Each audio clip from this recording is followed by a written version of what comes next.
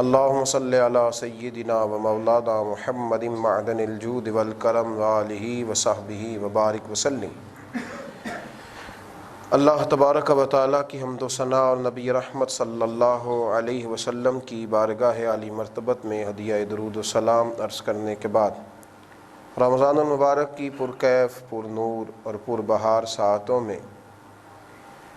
مومن کی زندگی کے نام سے ایک خوبصورت سلسلہ اصلاح کا آغاز کیا جا رہا ہے، جس کا مقصد یہ ہے کہ مومن اس بات کو سمجھ سکے کہ اللہ تبارک و تعالیٰ نے اسے مقام کیا عطا فرمایا ہے اور اللہ کی بارگاہ میں مومن کے مراتب کیا ہیں اور اللہ کریم نے مومن کو کن صفات سے نوازا ہے اور مومن کو اپنا طرز زندگی کس طرح کا اختیار کرنا چاہیے۔ مومن اللہ تبارک و تعالیٰ کے بتائے ہوئے رستوں پر کیسے عمل کرے گا، اپنی زندگی کو کیسے سنوارے گا اور اپنی آخرت کے لیے وہ کیسے اسباب جمع کرے گا۔ آج ہم اس بات پر توجہ کریں گے، غور کریں گے کہ اللہ تبارک و تعالیٰ نے بندہ مومن کو مقام کیا عطا فرمایا۔ جب تک انسان کو یہ سمجھ نہیں ہوتی کہ میرا مرتبہ کیا ہے، میرا مقام کیا ہے، میں دراصل کن بلندیوں پر فائز ہوں، میرا معیار کیا ہے، اس وقت تک پھر وہ نہ تو معیاری گفتگو کر پاتا ہے، نہ معیاری عمل کر پاتا ہے اور نہ زمانے میں کوئی معیاری کردار ادا کر پاتا ہے۔ بندہ مومن اگر یہ سمجھنے لگے کہ اللہ نے اسے عزت کیا عطا فرمائی، رب کریم نے اسے نوازا کتنا ہے،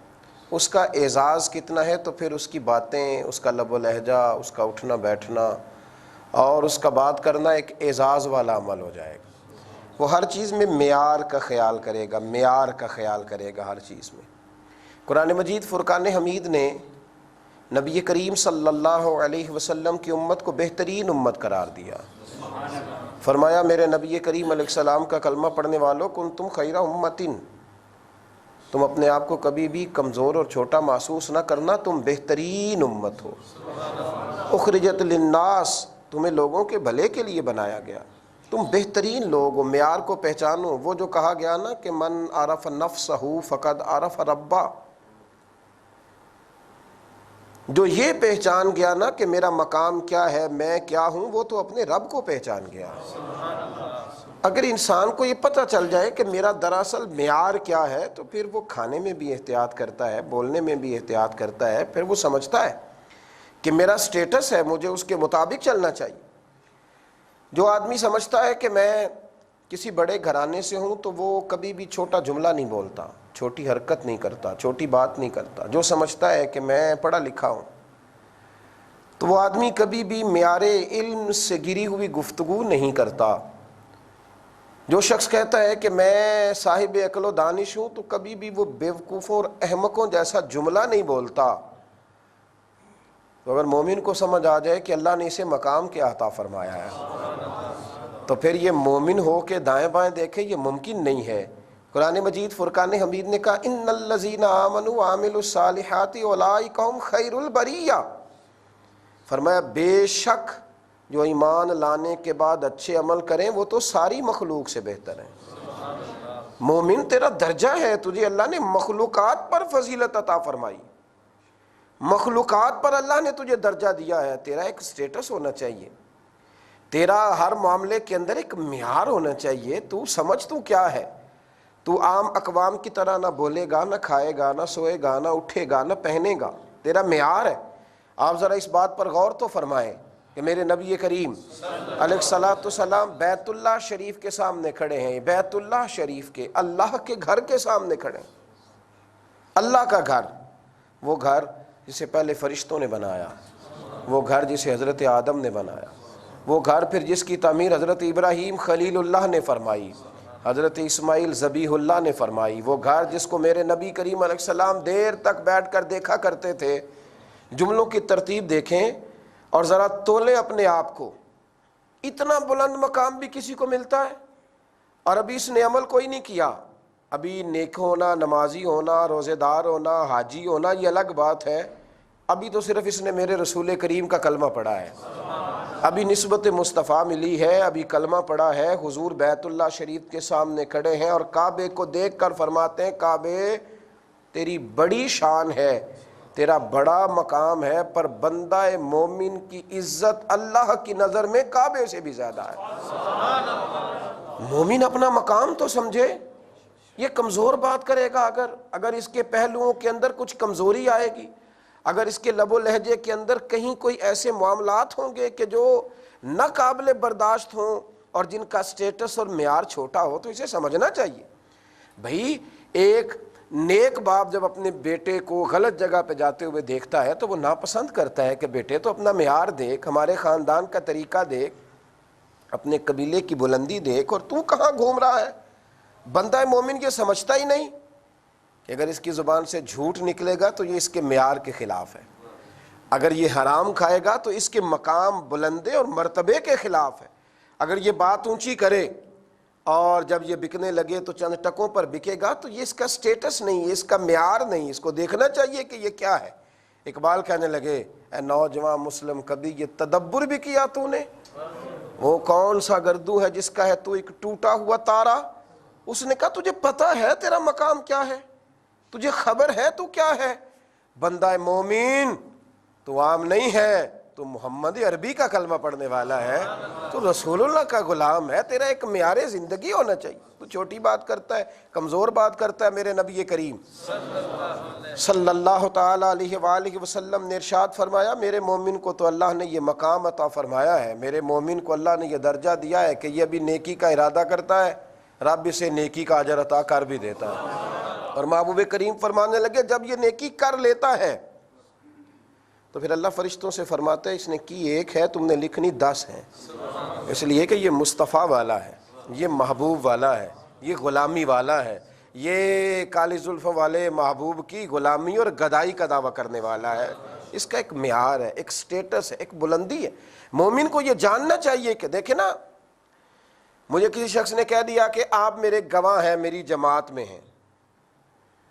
تو اگر اس آدمی کا کچھ معیار ہے تو میں لوگوں کو بتاؤں گا کہ فلاں عالم نے، صوفی اور درویش نے مجھے کہا ہے کہ آپ میری جماعت کا حصہ، مجھے فلاں بلند پایا آدمی نے کہا ہے کہ میرا اور آپ کے کا کوئی رشتہ ہے، کوئی تعلق ہے۔ جو حدیث پاک بخاری مسلم سے پڑھنے لگا ہوں، ذرا غور فرمائیے۔ حضرت عمر فاروق رضی اللہ تعالیٰ عنہ فرماتے میں بھی کھڑا تھا، محبوب کریم علیہ السلام کی بارگاہ میں کچھ اور صحابہ بھی کھڑے تھے، ایک جنازہ گزرا، جنازہ اٹھانے والوں نے انتقال کرنے والے کی تعریف کی تو حضور نے فرمایا واجبات، اس پر واجب ہو گئی۔ تھوڑی دیر کے بعد پھر ایک جنازہ گزرا تو لوگوں نے کہا بڑا برا آدمی تھا، یہ جو انتقال کر گیا ہے یہ شریر تھا، یہ لوگوں کو تکلیف دیتا تھا، بد اخلاق تھا، بوجھ بنتا تھا لوگوں پر۔ حضور نے فرمایا واجب ہو گئی۔ جناب عمر فاروق رضی اللہ تعالیٰ عنہ عرض کرنے لگے یا رسول اللہ صلی اللہ علیہ وسلم، جو اس نیک تھا اس پر بھی واجب ہو گئی، جسے لوگوں نے برا کہا اس پر بھی واجب ہو گئی، جس کی تعریف کی گئی اس پر بھی واجب ہو گئی، جس کے بارے میں لوگوں نے جملے صحیح نہ کہے اس پر بھی واجب ہو گئی، تو کیا واجب ہو گئی؟ تو نبی کریم علیہ الصلوۃ والسلام نے فرمایا جسے تم لوگوں نے اچھا کہا تو اس کے لیے میں نے کہہ دیا کہ اس پر جنت واجب ہو گئی، اور جس کو جنازہ اٹھانے والوں نے برا کہا میں نے کہہ دیا کہ اس پر جہنم واجب ہو گئی۔ ایک جملہ کہا یہاں میرے نبی کریم علیہ الصلوۃ والسلام نے، ایک جملہ کہا، فرمایا انتم شہداء اللہ فی الارض، مومنو تم زمین پر اپنے رب کے گواہ ہو، تم اللہ کے گواہ ہو، اللہ کے گواہ۔ یار کمال بات ہے کہ میں اور آپ وہ لوگ ہیں کہ جن کی گواہیوں پر رب فیصلے فرماتا ہے،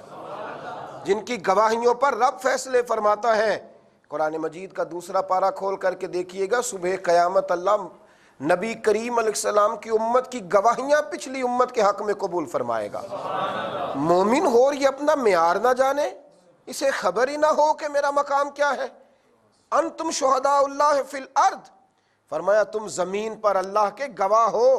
تم گواہ ہو زمین پر اللہ کے۔ میرے رسول کریم صلی اللہ تعالیٰ علیہ وآلہ وسلم نے ارشاد فرمایا میرے مومنوں تمہیں اللہ نے بڑی فضیلتیں دی ہیں، جمعے والا دن دیا ہے، اور اس دن میں ایک گھڑی دی ہے، اس گھڑی میں جو دعا بھی کرو گے رب قبول فرما لے گا۔ فرمایا میرے مومنوں اللہ نے تمہیں رمضان کا مہینہ دیا ہے، نفل نماز پڑھو گے تو اللہ فرض کے برابر ثواب عطا کرے گا، فرض ادا کرو گے تو اللہ 70 گنا اجر عطا کرے گا، اور محبوب فرمانے لگے اس میں پھر اللہ نے ایک لیلۃ القدر عطا فرمائی ہے، وہ رات ایک ہے پر لیلۃ القدری خیر من الف شہر، رات ایک ہے پر 1000 مہینے سے زیادہ فضیلت رکھتی ہے۔ یہ اعزازات ہیں، اس امت کے یہ درجے ہیں، اللہ نے انہیں عظمتیں عطا فرمائیں، انہیں اللہ نے بلندیاں عطا فرمائیں۔ ہم باتیں سنتے ہیں پر ان کے معیار تک نہیں جاتے۔ امام رازی نے لکھا ہے کہ امت مسلمہ وہ شان والی امت ہے جن کے تذکرے اللہ نے زبور اور تورات اور انجیل میں بھی بیان فرمائے، یعنی مصطفیٰ کریم کا صدقہ مصطفیٰ کے غلاموں کا ذکر بھی پرانی کتابوں میں آیا ہے۔ حضرت موسیٰ نے جب یہ تذکرے پڑھے تو عرض کرنے لگے اے اللہ یہ امت مجھے نہیں عطا کر دیتا؟ او مومن تیرا درجہ دیکھ، تیرا معیار دیکھ، تو دیکھ تیرے خریداروں میں نام کن کن کے شامل ہیں، تیرے خریداروں میں، تیرے چاہنے والوں میں نام کن کن کے شامل ہیں۔ موسیٰ کلیم عرض کرنے لگے، وہ موسیٰ کلیم جو رب سے باتیں کرے اور قرآن کے ہر پارے میں ان کا تذکرہ ہے۔ فرمایا اے اللہ یہ امت مجھے عطا کر دے، تو رب کریم نے کہا موسیٰ یہ جو شانوں والی امت ہے نا، یہ جو عظمتوں والے، یہ جو مومن ہے جن کا ایک مقام ہے، یہ جن کو میں نے معیار دیا ہے، جن کو میں نے نوازا ہے، انہیں میں اپنے رسول کی غلامی میں دوں گا۔ یہ میں نے حضور کے غلام بنائے ہیں، یہ شان ہے ان کے غلاموں کی، تو پھر سرکار کا عالم کیا ہوگا؟ یہ ان کے غلام میں نے بنائے۔ تو موسیٰ علیہ السلام نے خواہش عرض کی، کہا اللہ پھر اس شان والے رسول کا مجھے بھی امتی بنا دے، مجھے بھی امتی بنا۔ بھائی تو اپنے معیار کو سمجھ، تو سمجھ تو صحیح تو کیا ہے؟ تو مطلب سمجھتا ہے کہ میرا مطمع نظر یہ ہے کہ روٹی کمانی ہے، بچے پالنے ہیں، بس یہ تھوڑی سی میری شہرت ہو جائے، یہ 4-5 لوگ مجھے جاننے لگے، یہ 5, 10, 15 جگہ پہ میری تصویر چھپنے لگے، یہ تیرا معیار ہے؟ اس کو تو اپنا سٹیٹس سمجھتا ہے۔ دیکھ مدینے کے محبوب علیہ السلام نے کیا ارشاد فرمایا، اور میرے نبی کریم علیہ السلام نے کس کس انداز میں باتیں ارشاد فرمائی۔ فرمایا مومن کو دنیا میں تو اللہ عزت دے گا ہی، جب قیامت میں میرا مومن آئے گا نا تو میرے محبوب کریم علیہ السلام فرمانے لگے جس جس جگہ وضو کا پانی لگتا رہا نا، میرے مومنوں کے وجود کے وہ حصے اس طرح چمکیں گے جیسے 14ویں کا چاند چمکتا ہے۔ اور حضور فرمانے لگے قیامت کے دن ان کا معیار یہ ہوگا رب کی بارگاہ میں کہ پل صراط سے گزرتے ہوئے لوگ ڈریں گے، لیکن جب میرے غلام آئیں گے تو یہ تیزی سے گزر جائیں گے۔ فرمایا 120 صفیں جنتیوں کی ہوں گی، مومن تیرا مقام یہ ہے کہ 80 صفیں صرف مدینے والے کا کلمہ پڑھنے والے کی ہوں۔ مدینے کے چاند فرمانے لگے یہ بھی یاد رکھ، امتیں پہلے آئیں، ہزاروں سال پہلے انتقال کر گئیں، ہزاروں سال قبروں میں رہیں، لیکن جب جنت کا مین گیٹ کھلے گا تو وہ جو بڑے پہلے سے دنیا سے گئے تھے وہ پیچھے کھڑے ہوں گے، اور سب سے پہلے اللہ میرے کلمہ پڑھنے والوں کو جنت میں داخلہ عطا فرمائے۔ میں سوچ میں پڑ گیا، میں نے کہا مومن کا مقام ہے نا، کئی جگہوں پہ کثرت کسی اور کی ہوتی ہے پر سیادت کسی اور کی ہوتی ہے، کثرت کسی اور کی ہوتی ہے پر حکومت کسی اور کی، برادری کوئی اور ہوتی ہے پر حکومت کوئی اور کرتا ہے۔ تو یا رسول اللہ صلی اللہ تعالی علیہ وسلم یہ جنت کے اندر کثرت تو اس امت کی ہوئی کہ جنتیوں کی 120 صفیں ہیں اور 80 صفیں امت مصطفیٰ کی ہیں، تو یا رسول اللہ صلی اللہ علیہ وسلم یہ سرداری کس کی ہوگی؟ تو محبوب نے فرمایا مومنوں تمہیں ایک اور مقام دیں گے، تمہیں ایک اور مقام دیں گے، تمہیں ایک اور شان دیں گے، تمہیں سردار بھی معمولی نہیں دیں گے، تمہیں جنت میں جب سردار ملیں گے تو حسن اور حسین ملیں گے۔ تم جب سرداری کی بات کرو گے تو تمہارا سٹیٹس بلند ہوگا، الحسن والحسین سید الشباب اہل الجنہ، مومن کو یہ مقام ملے گا، مومن کو یہ مقام۔ اللہ کرے آپ سمجھے میں کہاں بات کر رہا ہوں، اللہ کرے آپ سمجھے کہ میں کہاں بات کر رہا ہوں۔ یہ مومن کو معیار ملے گا کہ لیڈر بھی حسن اور حسین جیسے ملے گا، یہ لیڈر ہے حسن اور حسین۔ تم ناز کرو گے کہ کائنات نے اگر ہمیں سربراہ دیے ہیں نا رب کریم نے کائنات میں سے ڈھونڈ کے تو کچھ شانوں والے عطا فرمائے، سید الشباب اہل الجنہ۔ خواتین سوچ سکتی تھیں کہ یہ تو جنتی جوانوں کے سردار ہیں، تو محبوب ہمیں کیا ملے گا؟ فرمایا تمہاری سرداری میری لخت جگر سیدہ فاطمہ الزہرا کرے گی، سیدۃ النساء اہل الجنہ۔ تمہارا ایک مقام ہے بھائی، مومن کا ایک درجہ ہے، مومن کا ایک وقار ہے اللہ کی نظر میں۔ ایک ایک اس کا احترام ہے، اس کا ایک اعزاز ہے۔ میں سوچنے لگا کہ مومن دنیا میں شان یہ ہے کہ تھوڑا عمل کرتا ہے زیادہ اجر پاتا ہے، دنیا میں شان یہ ہے کہ اس کی عزت کعبے سے بھی زیادہ ہے، دنیا کے اندر یہ مقام ہے